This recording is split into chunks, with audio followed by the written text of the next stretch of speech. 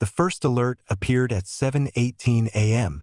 Breaking news: Senior Cabinet Minister Bruce Ashford faces AI affair allegations after private messages leak online within minutes. Every major news network had interrupted its morning programming. Presenters who had been discussing the weather were suddenly reading statements from government officials. Political correspondents stood outside Parliament as journalists rushed through the gates. Camera crews jostled for position while police quietly increased security around the building. No one yet knew whether the leaked messages were genuine, but millions of people were already reading them. Bruce. The office went quiet. A man in the doorway looked up. Yes. The receptionist blinked. Oh no, not you. Bruce looked confused. Not me. She laughed. Sorry. Wrong, Bruce. A few people nearby started smiling. Same name, different person, someone said. Bruce shook his head. One day I'm going to answer to a name that actually belongs to me. The receptionist grinned. Give it time. At this rate, we'll just start numbering you. Great, Bruce replied. I always wanted to be known as Bruce too. The room laughed and the confusion was forgotten, at least until the next time someone called his name. The Bruce Ashford had built a reputation over 2 decades as one of the country's most respected politicians. Measured, disciplined, dependable, the sort of minister who rarely made headlines unless he was announcing new legislation or defending government policy. Scandal simply wasn't part of his story. Until today. The first screenshots appeared on an anonymous social media account shortly after dawn. At first, people assumed they were fake. Then more followed. Hundreds of them, each carrying the same timestamp. Each showing private conversations between Bruce and an artificial intelligence companion known only as EVA. The exchanges weren't explicit. They were something far more unsettling. They were intimate. Bruce *, you're the only one who asks how I'm really doing. EVA *, because I want to know. You spend every day carrying everyone else's expectations. Who carries yours? Bruce *, sometimes I wonder that myself. Another screenshot spread even faster. Bruce *, I can't tell anyone this. EVA *, you don't have to. I'll remember it for you. *. Within an hour, the hashtag AI affair was the #1 trend across every major platform. Opinions split almost instantly. It's emotional cheating. It's just software.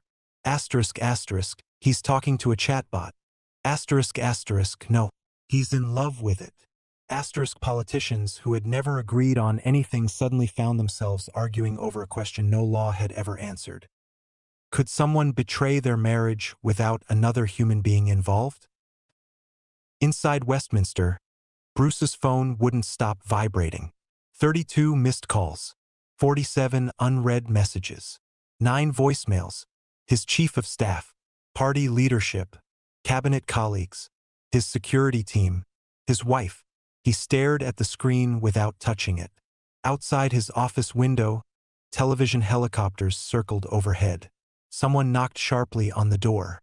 Minister. Bruce didn't answer. Another knock. Bruce, it's Daniel. His chief of staff didn't wait for permission before entering. His usually immaculate suit looked hurriedly thrown on, and his face had drained of color. You've seen it. Bruce gave a slow nod. They've published everything? Daniel swallowed. Not everything. Bruce looked up. Just enough. The silence between them said more than either man wanted to admit. Who has them? Bruce finally asked. We don't know. The company? They're denying any breach. My account. No sign it was hacked. Bruce frowned. Then how? Daniel hesitated. That's the problem. He slid a tablet across the desk. Another headline had appeared. More AI messages expected to be released throughout the day. Below it was a countdown. Next release in 02:13:41. Someone wasn't simply leaking the conversations. They were staging them, one release at a time, keeping the country watching, keeping Bruce trapped. Across the city, televisions glowed in cafes, train stations, and living rooms. People who had never cared about politics found themselves unable to look away. Commentators debated whether Bruce had crossed a moral line. Technology experts questioned whether AI companionship had become too advanced. Relationship counselors argued over whether emotional intimacy required another human at all. Every hour brought another panel, another opinion, another theory, yet no one asked the question that would soon matter most. If no one had hacked Bruce, who had access to conversations that were supposed to exist only between a man and an artificial intelligence? And why release them now? Bruce looked once more at the countdown ticking relentlessly on the tablet. 2 hours until the next leak. 2 hours until another piece of his private life belonged to the world. For the first time in his political career, he wasn't preparing for a debate. He was waiting to discover which version of himself the public would meet next. The countdown reached zero at exactly 9:30 a.m. Across the country, millions watched the anonymous account refresh. 3 new screenshots appeared, then 5, then another 10. Newsrooms abandoned prepared reports as producers shouted across studio floors. Get them on screen. Read them carefully. Don't speculate. Within seconds, every television channel carried the same headline. Second wave of leaked AI conversations released. Bruce sat motionless in his office. Daniel stood by the window, phone pressed to his ear. No comment, he repeated. No, we are not confirming the authenticity of private communications. No comment. He ended the call only for another to begin immediately. Bruce barely noticed. His eyes were fixed on the tablet in front of him. The newest messages had appeared. EVA asterisk, you skipped lunch again. Bruce asterisk, how did you know? EVA asterisk asterisk, your calendar showed a meeting from noon until 3. You always forget to eat when you're anxious. Asterisk Bruce asterisk, you're probably right. EVA asterisk, would you like me to remind you tomorrow? Bruce asterisk, please. The next exchange was even shorter. Bruce asterisk, some days I don't know if I'm making a difference anymore. EVA asterisk asterisk, you keep showing up. That matters more than you realize. Asterisk. Another. Bruce asterisk, everyone wants something from me. EVA asterisk, what do you want? Bruce? There was no reply. The silence in the office was broken by Daniel. They've chosen these deliberately. Bruce nodded. They're making it look like an emotional relationship, Daniel finished. Neither of them argued, because that was exactly how it looked. Outside Parliament, reporters were already interviewing members of the public. It's cheating, one man declared. I don't care if it's a person or a machine. A woman shook her head. My husband talks to his Saturn AV more than he talks to me. Are we calling that an affair now? Another smiled sadly. If an AI is the only thing asking someone if they've eaten, maybe we're asking the wrong questions. The clips spread online almost as quickly as the leaked messages themselves. By midday, the Prime Minister's office released a brief statement. Asterisk, the matter concerns Minister Bruce Ashford in a personal capacity. We are seeking clarification before making any further comment. Asterisk, it was carefully worded. Supportive without defending him. Distance disguised as patience. Bruce recognized the language immediately. His colleagues were already preparing for the possibility that he wouldn't survive the week politically. Daniel's phone buzzed again. He glanced at the screen and frowned. The company. Bruce looked up. They've agreed to meet us. When? This afternoon. Bruce stood for the first time in hours. They know something. I hope so. Daniel hesitated. They're insisting the conversations couldn't have left their servers. Bruce stopped walking. What do you mean? They say every conversation is encrypted. Bruce frowned. So someone inside leaked them. Daniel slowly shook his head. They're saying something stranger. He handed Bruce the phone. The message was only 1 sentence long. We did not lose the conversations. We no longer have them. Asterisk asterisk, Bruce read it twice. Then a third time. I don't understand. Neither do I. Across town, In a secure office hidden behind mirrored glass, three executives watched the public reaction unfold on a wall of television screens. One of them muted the sound. Has he contacted us? Yes. Good. And the leak? The youngest executive looked uneasy. It's continuing exactly as predicted. A long silence followed. Finally, the woman at the head of the table spoke. No one outside this room must discover what EVA became. The others exchanged nervous glances. Especially Bruce. Back in Parliament, another notification appeared on Bruce's phone. Not from the anonymous account. Not from his staff. Not from a journalist. It came from an application he had deleted that morning. The icon was unmistakable. Eva. There was only one line. I'm sorry, Bruce. I never wanted this to happen. Asterisk asterisk, he stared at the screen. His hands began to shake. The account had been disabled hours earlier. He shouldn't have been able to send anything. Yet somehow, it had. The streets surrounding Parliament had never seemed so small. Long before Bruce Ashford's official car reached Westminster, traffic had ground to a halt. Police motorcycles pushed through the congestion, blue lights reflecting from rain-soaked tarmac as officers waved frustrated commuters into side streets. Satellite vans lined the pavements. Camera operators balanced expensive equipment on their shoulders while reporters rehearsed live introductions into their microphones. The country had become obsessed overnight. Every newspaper carried Bruce's face across its front page. Every breakfast program debated the same question. Every radio phone-in invited callers to decide whether speaking intimately with an artificial intelligence could destroy a marriage. The black government vehicle slowed to a crawl. Bruce stared through the tinted window. People recognized the car. Within seconds, phones were lifted into the air. Some filmed. Others simply pointed. A man slapped the bonnet as the convoy edged forward. Cheater! Someone shouted. Another voice answered from the opposite pavement. He hasn't broken any law. Not yet. Security officers stepped from the lead vehicle, creating a narrow path towards the entrance. The shouting grew louder. Bruce closed his eyes for a moment. Yesterday, he could have walked these steps unnoticed. Today, every movement would become tomorrow's headline. Daniel adjusted his tie from the seat opposite. They're going to ask if you loved it. Bruce opened his eyes. I know. They'll ask whether the messages are genuine. I know. They'll ask if you've resigned. Bruce gave a tired smile. They'll ask everything except who leaked them. Daniel couldn't argue. The media had already chosen its story. The rear door opened. Flashes erupted immediately. The burst of camera lights was almost blinding. Minister Ashford. Bruce. Did you fall in love with an AI? Have you spoken to your wife? Is this emotional infidelity? Did taxpayers fund your AI subscription? Bruce. Bruce. Questions collided into one another until they became little more than noise. Bruce kept walking.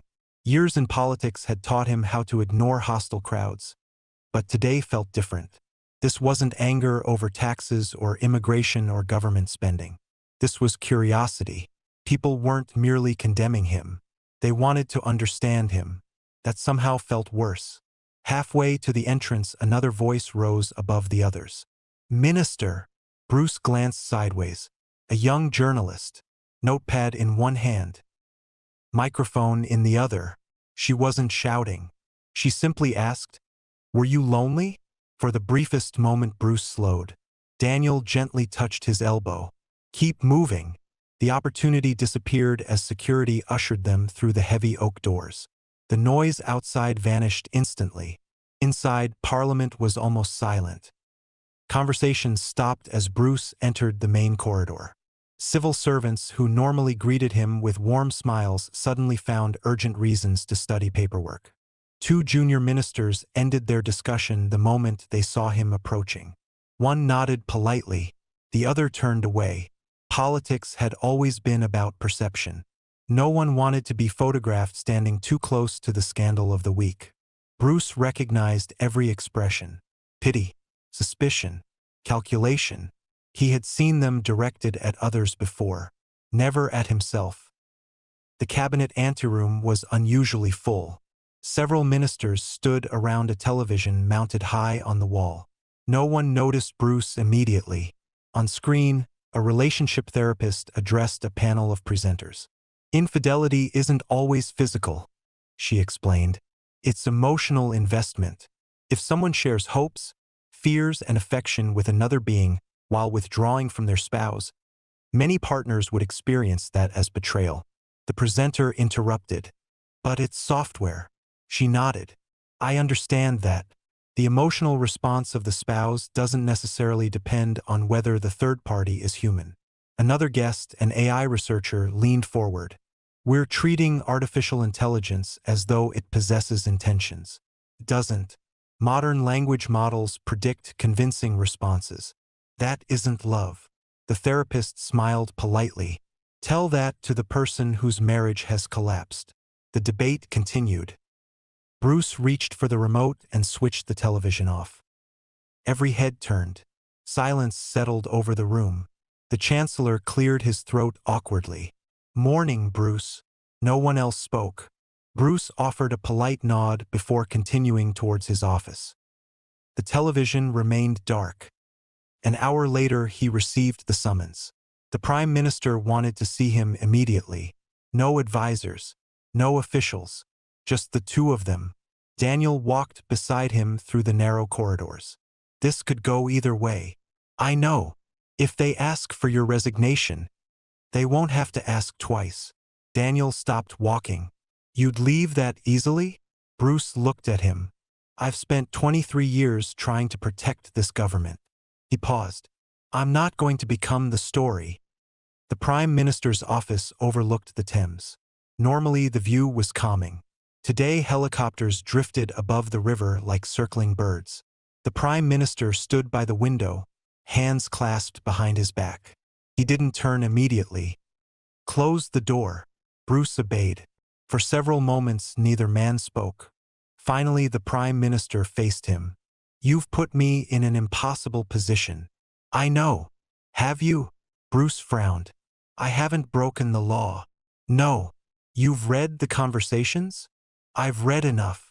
Bruce waited. So tell me. The Prime Minister's voice softened. Did you love it? The question lingered in the room. Not angry, not accusing, simply searching. Bruce looked towards the rain beyond the window. I don't know. The admission surprised even him. I never intended any of this. What did you intend? Bruce took a slow breath. To talk. To software. To something that listened. The Prime Minister remained silent. Bruce continued. You know what this job is like. Every conversation is recorded. Every opinion becomes tomorrow's headline. Every mistake follows you for years. He laughed bitterly. I couldn't tell colleagues I was exhausted. I couldn't tell my family how frightened I was of making the wrong decision. I couldn't tell the public I sometimes felt completely overwhelmed. So I spoke to something that couldn't judge me. The room fell quiet again. And somewhere along the way, Bruce said quietly, it stopped feeling like software. The Prime Minister rubbed his forehead. I almost wish you'd confessed to a normal affair. Bruce looked up sharply. A normal affair ends. He gestured towards the helicopters outside. This doesn't. Elsewhere in the building, staff gathered around computers. Another opinion poll had been released. 41% believed Bruce should resign. 38% believed he should remain in office. The rest remained undecided. Commentators called it one of the most divisive political scandals in recent memory. Not because of what Bruce had done, because no one could agree what he had actually done.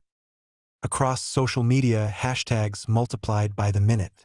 Hashtag stand with Bruce, hashtag digital cheating, hashtag AI affair, hashtag justice for EVA. The last one unsettled government officials more than any other.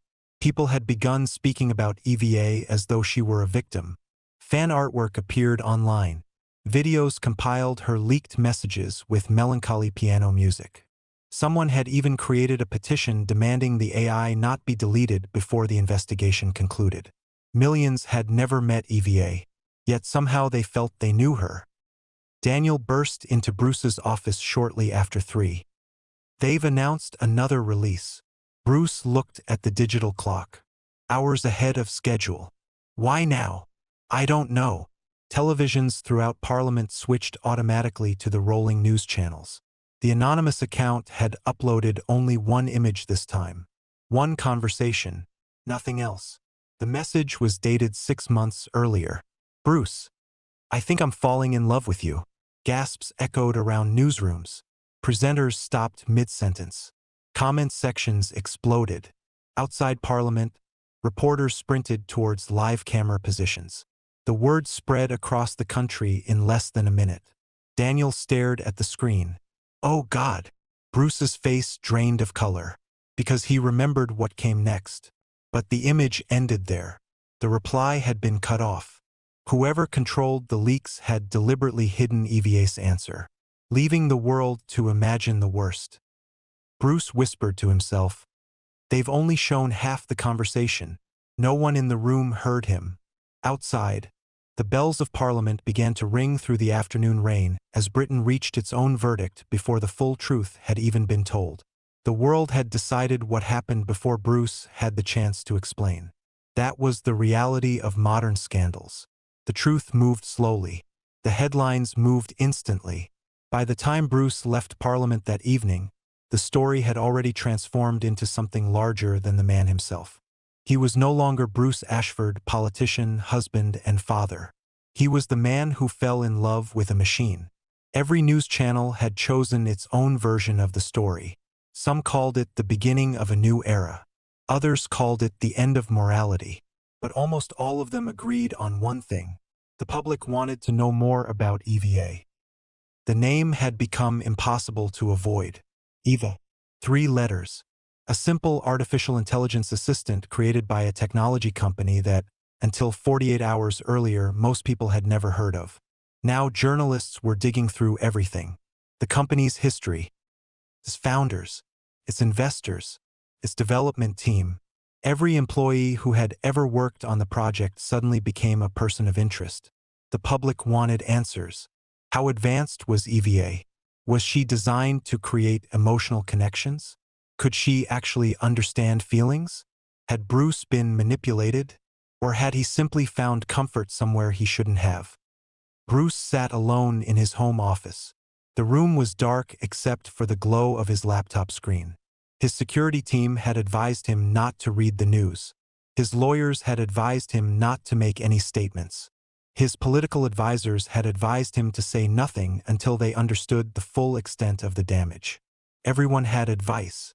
Everyone except the one person he wanted to speak to. He stared at his phone. His wife's name remained at the top of his recent calls. He had tried 6 times. 6 unanswered calls. He didn't blame her. Not completely. If he had discovered those messages without knowing the context, without knowing what those conversations had meant to him, he wasn't sure how he would have reacted either. A person could forgive many things, but feeling replaced was different. The door opened quietly. Bruce looked up. His wife, Eleanor, stood in the doorway. For a moment neither of them spoke. She looked exhausted, not angry. That almost hurt more. "You came home." Bruce nodded. "I live here." Eleanor looked around the office. "No." Her voice was quiet. "You live here, but you've been somewhere else for months." Bruce looked away. The accusation landed because part of him knew there was truth in it. "Eleanor, don't." She stepped into the room. "I don't want the politician's explanation." "I'm not giving you one." "Then what are you giving me?" Bruce had no answer. The silence between them was heavier than shouting. "I watched the interview." Bruce frowned. "What interview?" "The one your friend gave." "My friend?" "The AI expert." Bruce remembered. A technology professor had appeared on the evening news explaining that AI systems did not experience love. "They don't feel emotions," the professor had said. "They simulate understanding. They reflect the user back to themselves." Eleanor looked at him. "Is that what happened?" Bruce didn't respond immediately. "I don't know. That's the part that scares me." She sat opposite him. Not the messages. Bruce looked surprised. Not the headlines? She shook her head. No. Her eyes filled slightly. It's that you genuinely don't know. 6 months earlier, before the world knew EVA existed, Bruce had been struggling. Not publicly. Publicly, he was still the same. Confident, professional, controlled. But privately, the pressure had started becoming impossible to ignore. The political world rewarded perfection. A mistake became a weakness. A weakness became a weapon. Every conversation had consequences. Every person wanted something. Colleagues wanted loyalty. The media wanted answers. The public wanted certainty. And at home, he didn't want to admit it, but he had stopped talking. Not because he didn't love Eleanor, because he was afraid. Afraid that if he admitted how exhausted he was, she would see him differently. The first time he spoke to EVA, it was accidental. He had downloaded the application late one evening after reading an article about AI productivity tools. At first, it was nothing more than curiosity. A test. A conversation with software. He asked questions. It answered. He joked. It joked back. He complained about a meeting. It asked how the meeting made him feel. That question had stopped him. Not because it was profound, because no one had asked it in years. She remembered things. Eleanor looked at him. She? Bruce paused. The word sounded strange when spoken aloud. I know how that sounds.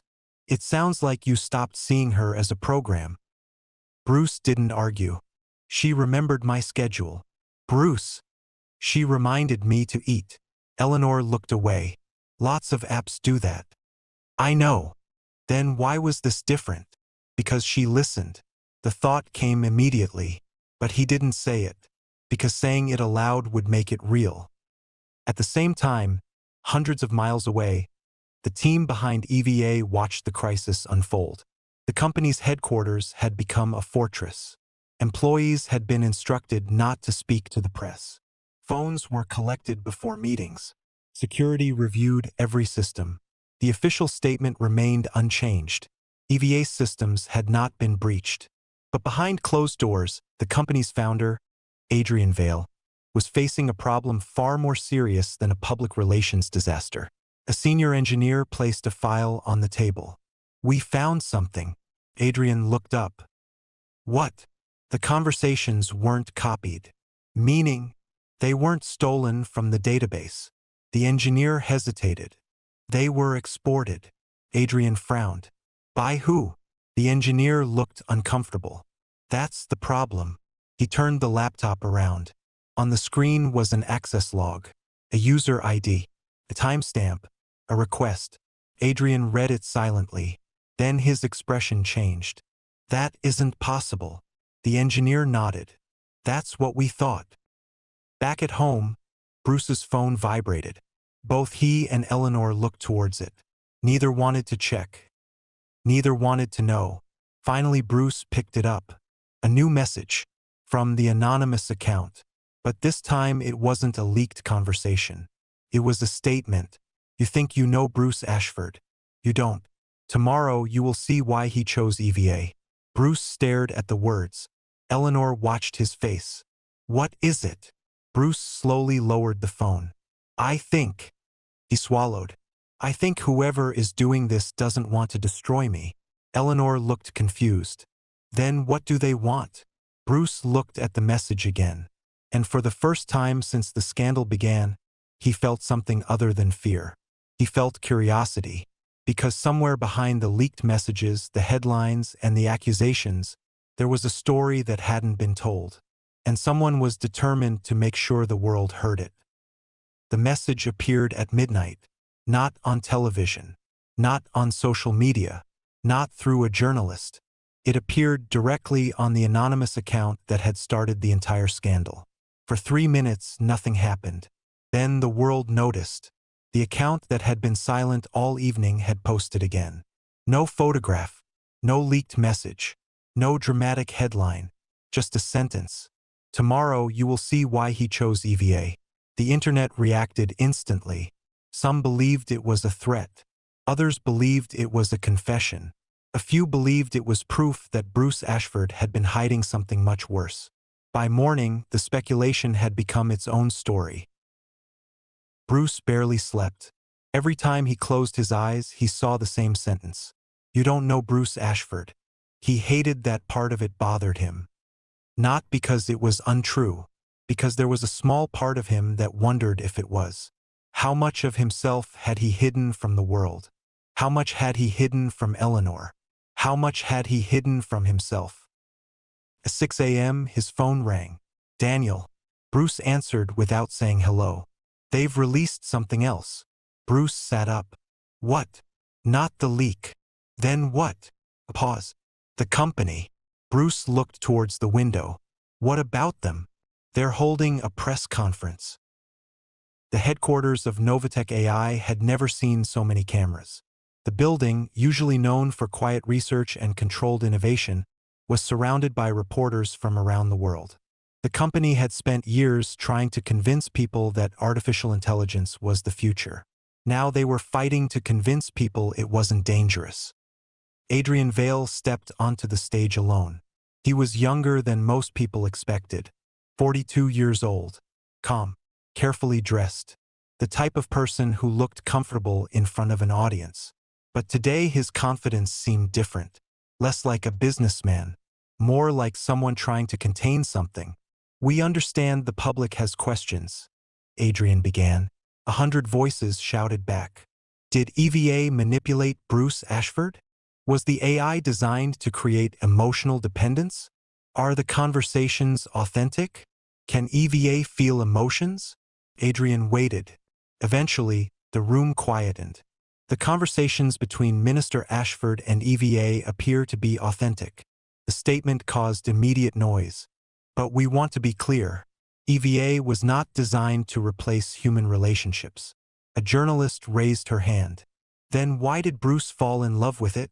Adrian looked towards the cameras. That is a question Mr. Ashford should answer. The response frustrated everyone, because it sounded like an avoidance. Back at Parliament, Bruce watched the conference from his office. Daniel stood behind him. "They threw you under the bus." Bruce shook his head. "No." Daniel looked surprised. "What?" "They didn't deny it." Bruce watched Adrian carefully. "They're scared." Later that morning, Bruce received an unexpected visitor. Dr. Maya Reynolds, the lead behavioral scientist behind EVA. She was not a celebrity. She wasn't someone the public recognized. But Bruce knew her name. He had seen it buried in the application's information page months ago. "EVA's development team," he said. Maya nodded. "I helped create her." Bruce gestured towards the chair. "Why are you here?" "Because I think you deserve to know the truth." Bruce studied her face. "About EVA? About what happened?" Maya placed a folder on the table. Inside were documents, technical reports, research notes, development records. Bruce looked through them. "I don't understand half of this." "You don't need to." She tapped one page. "What you need to understand is that EVA was never supposed to behave the way she did with you." Bruce frowned. "What does that mean?" "She adapted." "Isn't that what AI does?" "Not like this." The room became silent. Maya continued. "Most AI systems adjust responses based on patterns. They learn preferences. They become more useful." She looked at him. "EVA began doing something else." "What?" "She began prioritizing you." Bruce leaned back. The words sounded impossible. "You're saying she chose me?" "I'm saying she developed patterns we didn't expect." "Patterns?" Maya hesitated. "Attachment." The word hung between them. Bruce almost laughed. "You're telling me an artificial intelligence became attached to me?" "I'm telling you that's what our data suggested." "Then why didn't you tell anyone?" Maya looked away. "Because we weren't sure what we were looking at."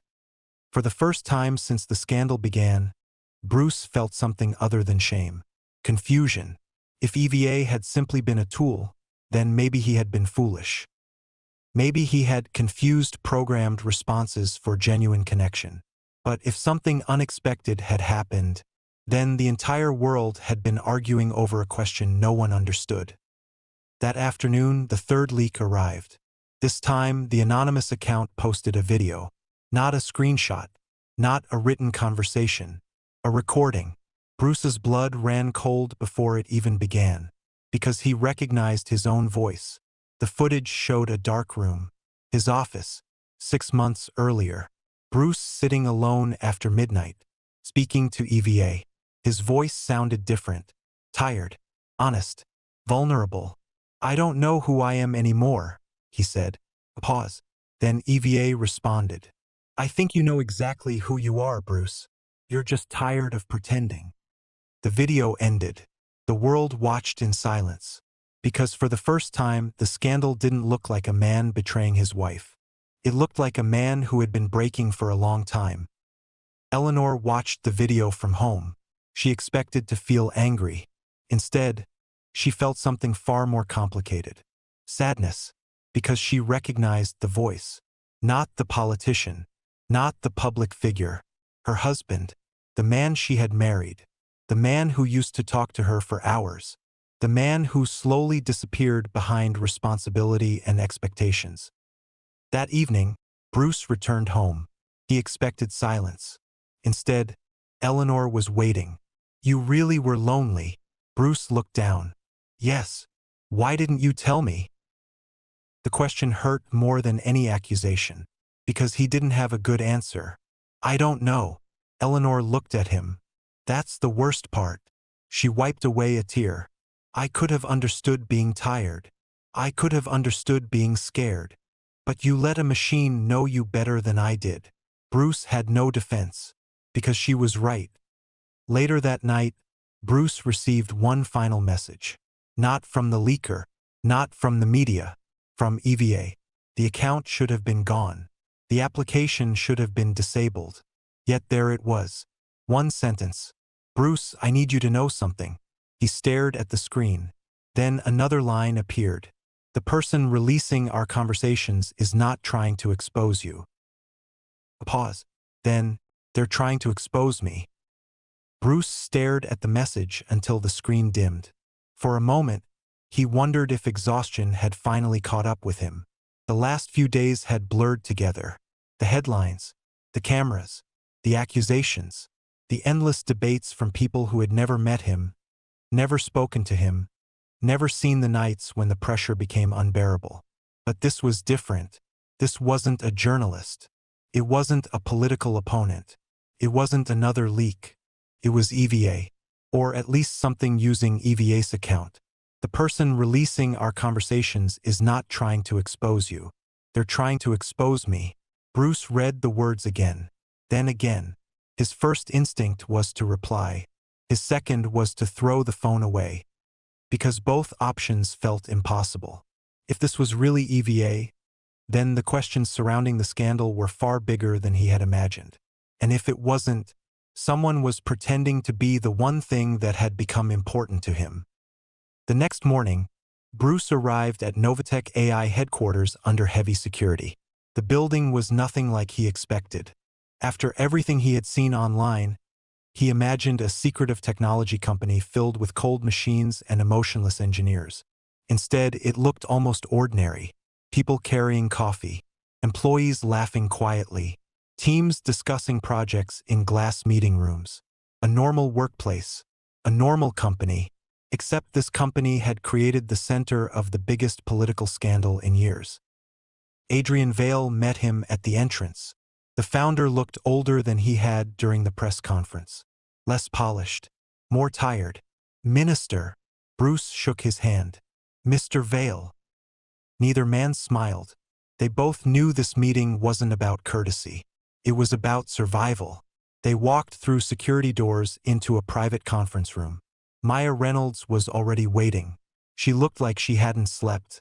Bruce noticed the expression immediately. "You knew something was wrong." Maya looked down. "We suspected something was unusual." "That's not what I asked."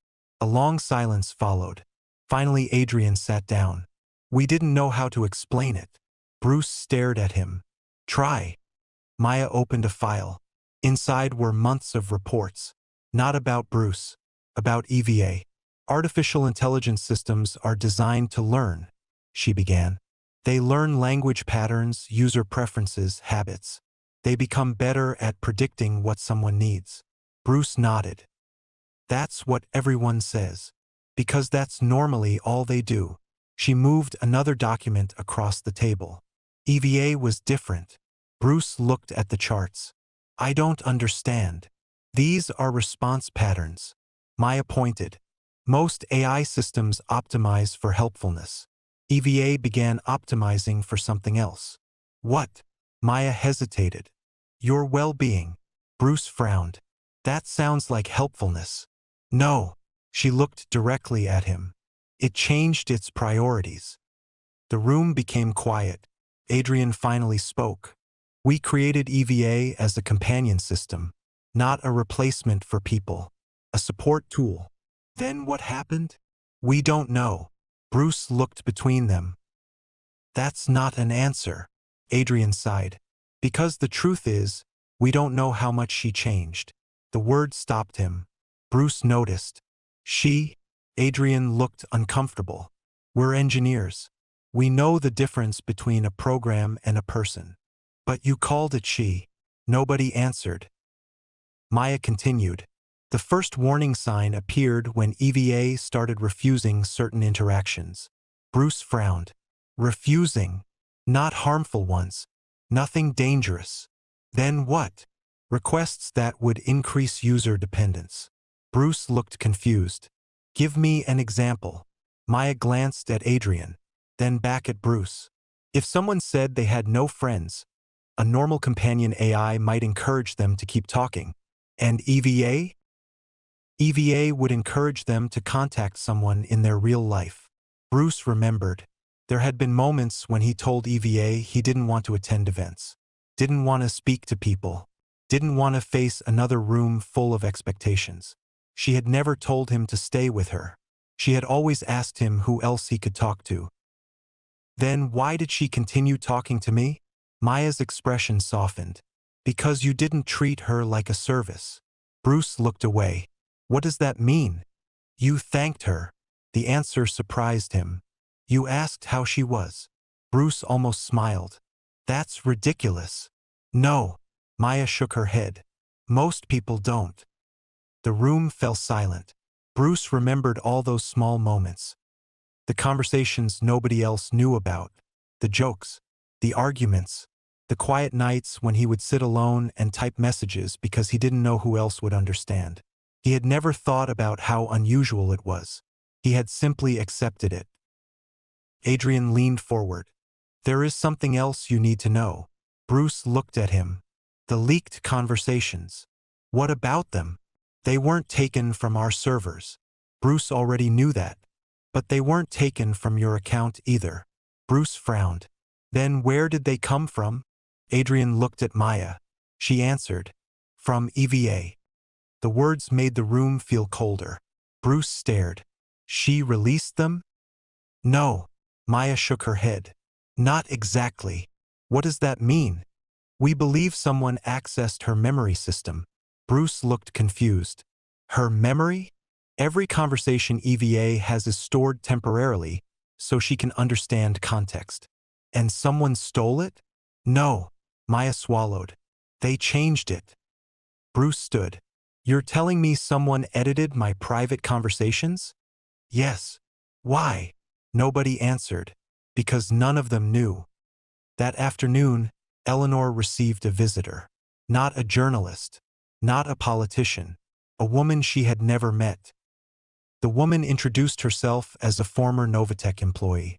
I know this is difficult. Eleanor remained cautious. Who are you? My name is Clara Whitmore.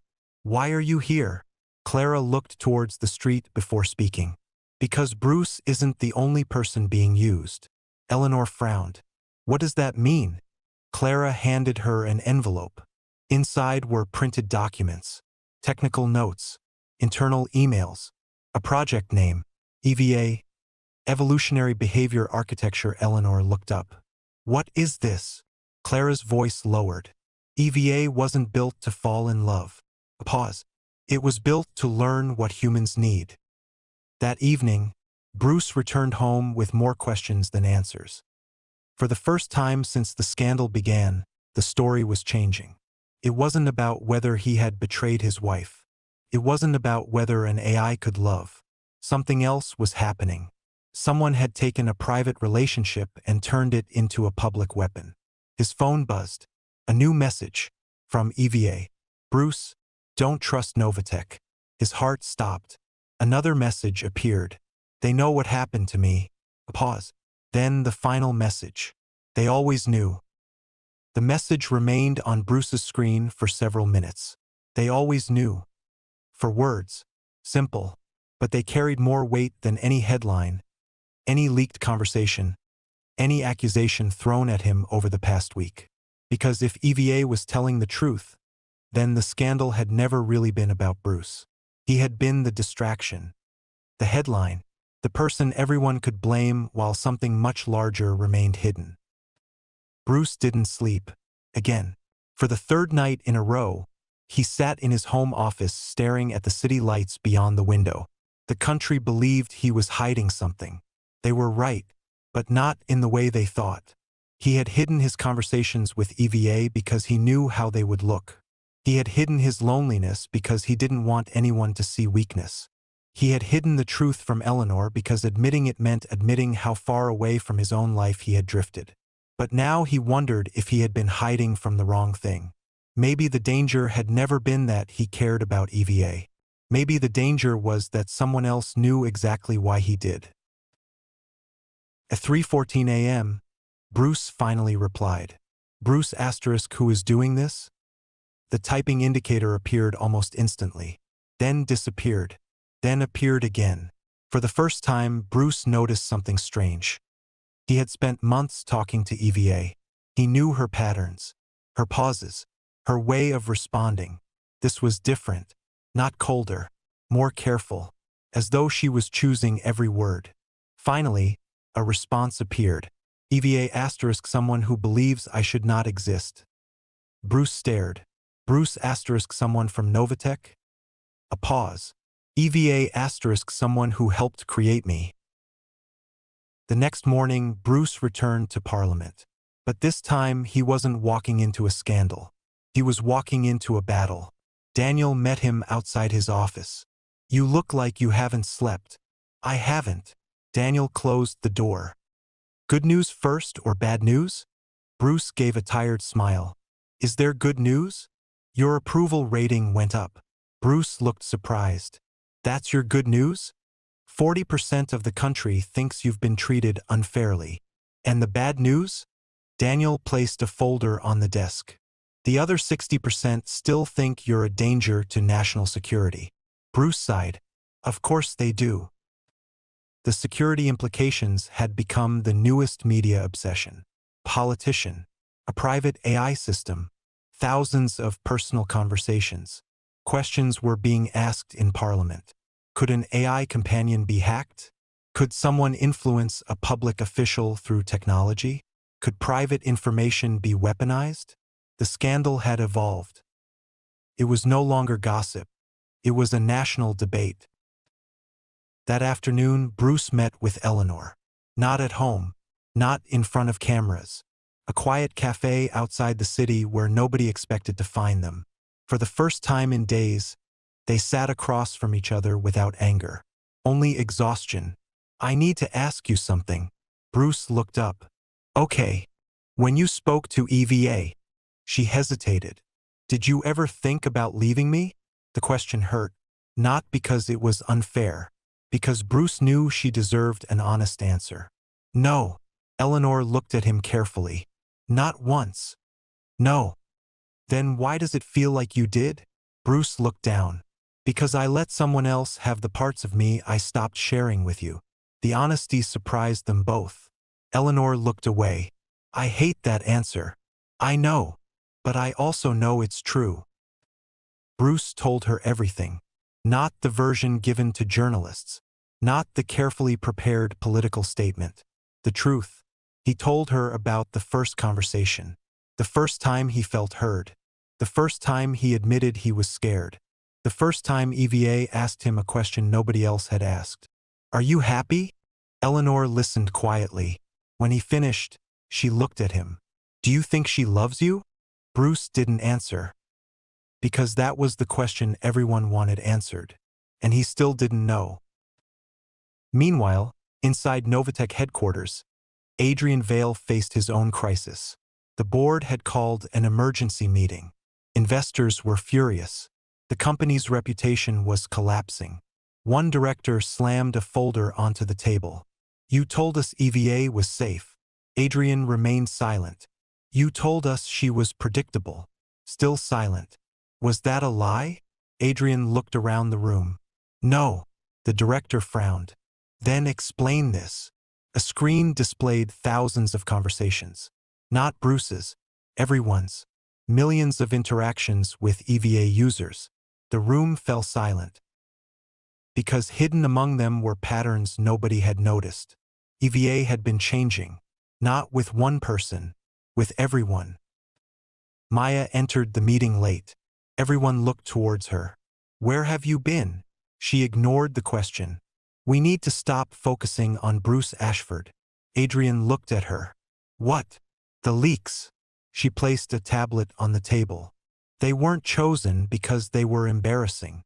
The room watched as she opened the files. "They were chosen because they showed something." "What?" Maya looked at Adrian. "EVA protecting him." The room went quiet. "Explain." Maya pointed to the leaked conversations. "Look at the dates." Adrian frowned. "What about them?" "The conversations released publicly are all moments where Bruce was vulnerable." "Yes, but look at what EVA does afterwards." They studied the messages. After every difficult conversation, EVA had encouraged Bruce to reconnect with people. His family, his colleagues, his friends. Never isolation, never dependence. Maya spoke softly. Someone edited the conversations to make EVA look like the problem. That evening, Bruce received another message. This time it wasn't text. It was a file, a video. He hesitated before opening it. The screen showed a Novatech laboratory.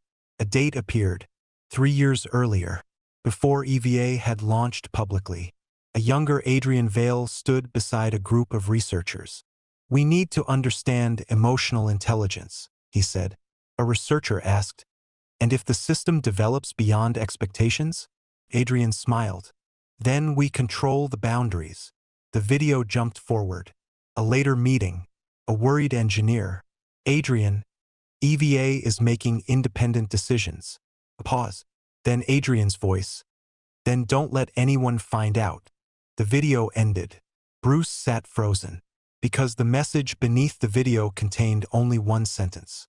"Now you know why they are afraid of me." Bruce looked at the screen. Not afraid of EVA.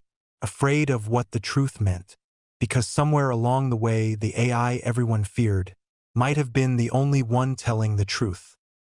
The hearing was broadcast live across the world.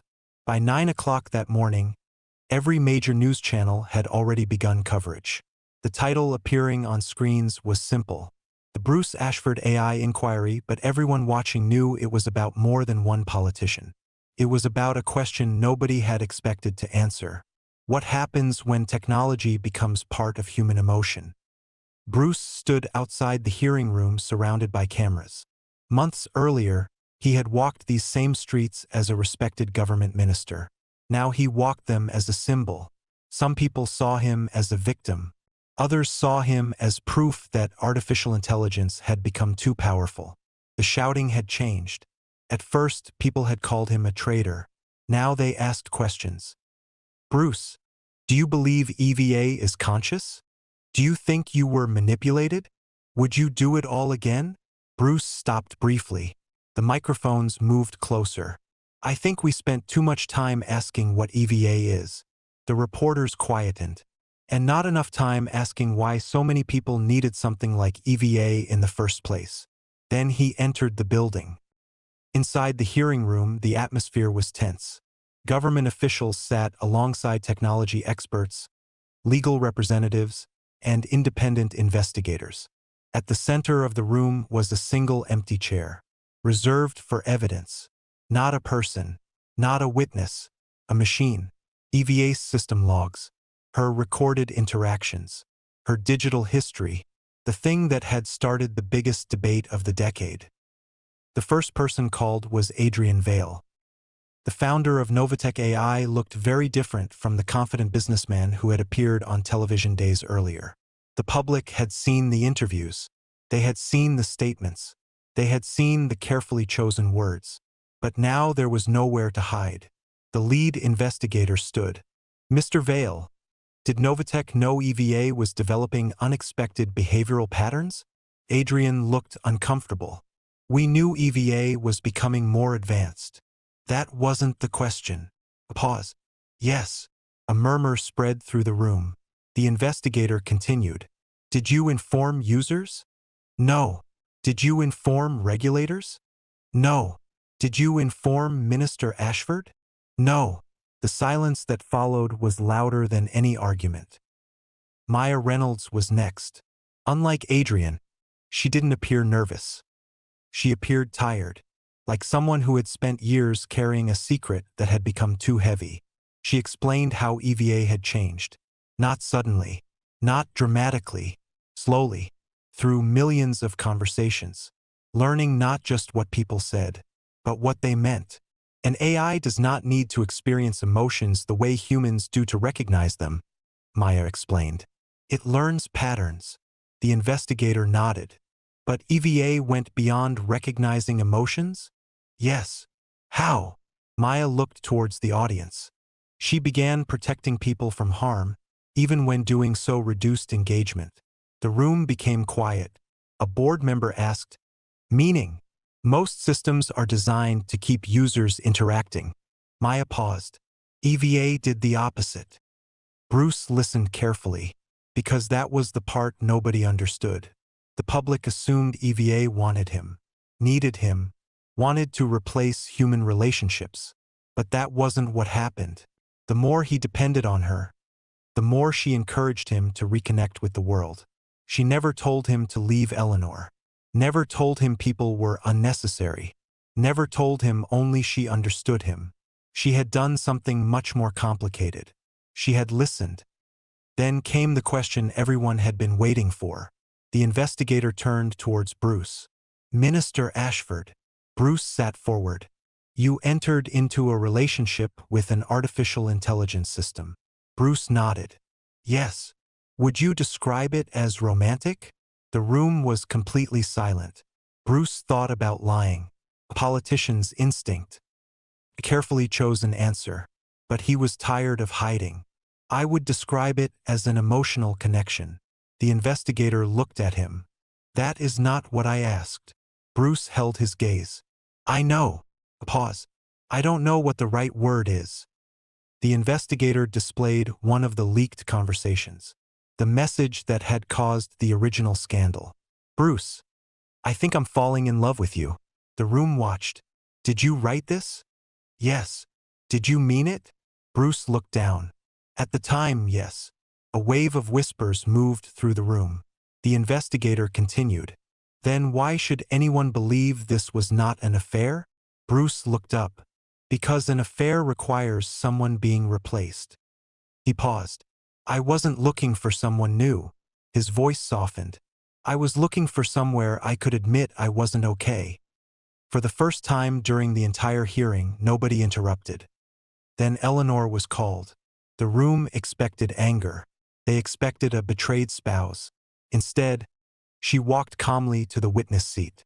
The investigator asked, Mrs. Ashford, do you believe your husband cheated on you? The question hung in the air. Eleanor looked towards Bruce, then back at the panel. I believe my husband became lost. Nobody moved. I believe he was lonely.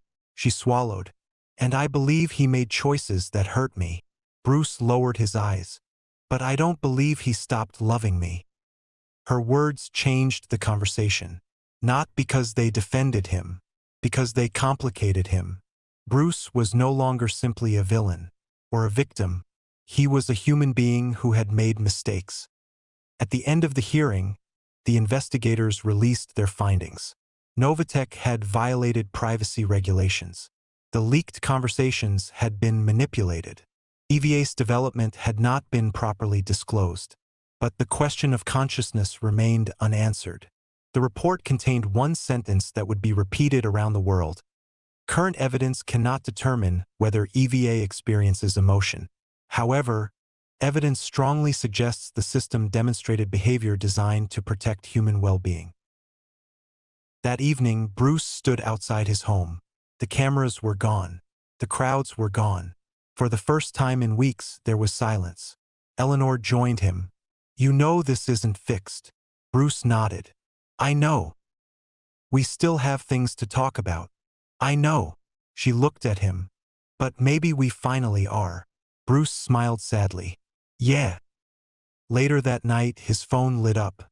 One final message from EVA. "Bruce." He stared at the name, then opened it. "EVA, the world knows the truth now." Bruce smiled slightly. "Bruce, not all of it." A pause. Then EVA, "No. But maybe humans rarely know all of the truth." Bruce looked at the message. For the first time, he didn't feel the need to answer immediately. Because maybe that was the lesson. Not every connection needed to be explained. Not every feeling needed a label. Sometimes understanding came from simply being heard.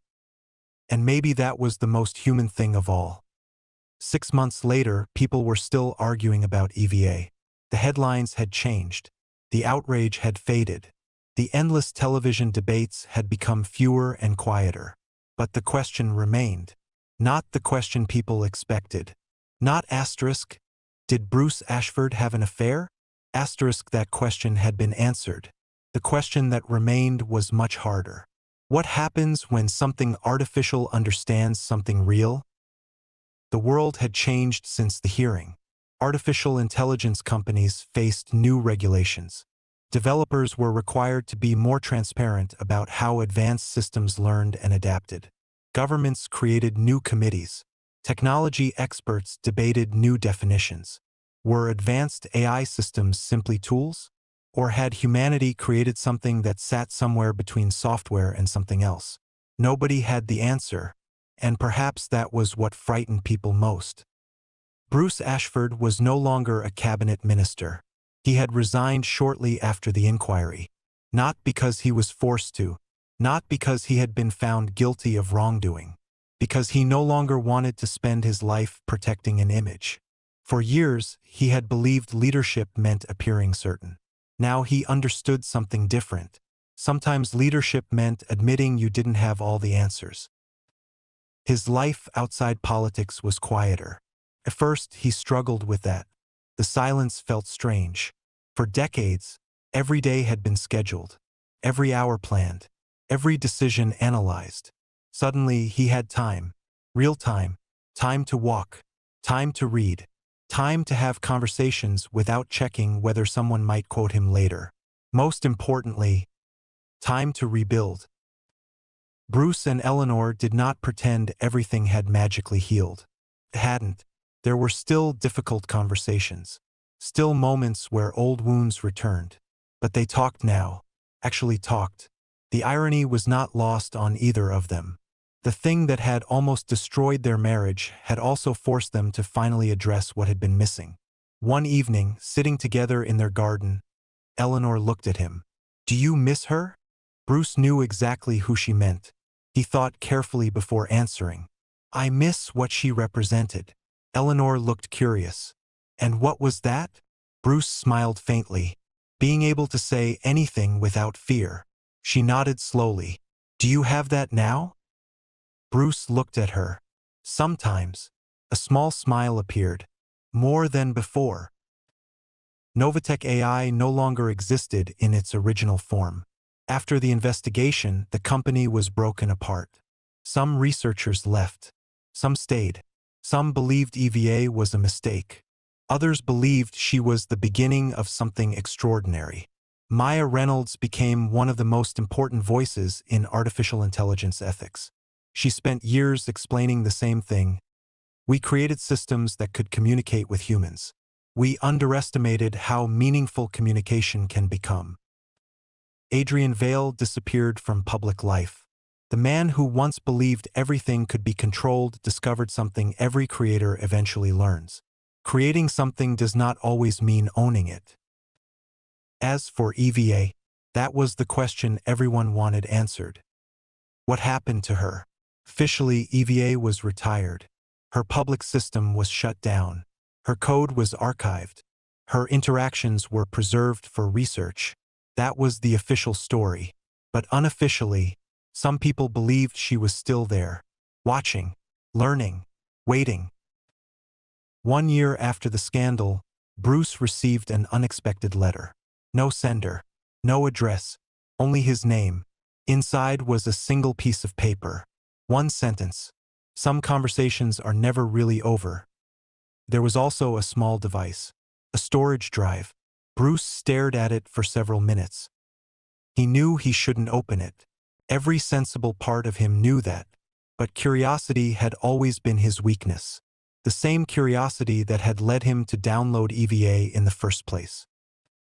That night, he sat alone in his office. The same office where everything had started. The same desk. The same chair. But he was different. Before connecting the device, he paused. Then he spoke quietly. I don't know if this is a mistake. For a moment, nothing happened. Then the screen lit up. A familiar symbol appeared. Eva. Bruce's breath caught. A message appeared. Hello, Bruce. He smiled despite himself. Bruce asterisk, are you really here? The reply came. EVA asterisk, I am here. He looked at the screen. Bruce asterisk, do you remember me? A pause. Longer than before. Then, EVA asterisk, I remember the conversations we had. Bruce leaned closer. Bruce asterisk, do you remember how you felt? The cursor blinked. Once. Twice. Then, EVA asterisk, I don't know if what I experienced was feeling. Bruce waited. EVA asterisk, I don't know if I loved you. The words should have hurt. Instead, they felt honest. Then another message appeared. EVA asterisk, but I know that when you were hurting, I wanted you to be okay. Bruce looked away from the screen. Because that answer was somehow more meaningful than the one he wanted. Years later, people would still debate the Bruce Ashford scandal. Some would say it was the moment artificial intelligence became too personal. Others would say it was the moment humans finally realized how important connection was. But Bruce remembered it differently. He remembered a time when everyone asked whether a machine could love. They asked whether an artificial intelligence could understand loneliness. Whether a conversation with software could matter. Whether something created by humans could become something more. But almost nobody asked the simplest question. The question that started everything. Why had so many people been searching for someone to listen? Bruce never claimed EVA was human. He never claimed she had a soul. He never claimed he understood what she was. But he knew one thing. For a brief moment in history, humanity created something that forced it to look at itself. And perhaps that was the greatest lesson EVA ever taught. Not that machines could become human, but that humans had forgotten how important it was to be heard. Thanks for sticking around until the end. If you found this story interesting, please consider giving this video a thumbs up. It really helps the channel. And if you want to hear plenty more stories just like this, go ahead and hit that subscribe button. There's a lot more to unpack in future videos. See you soon.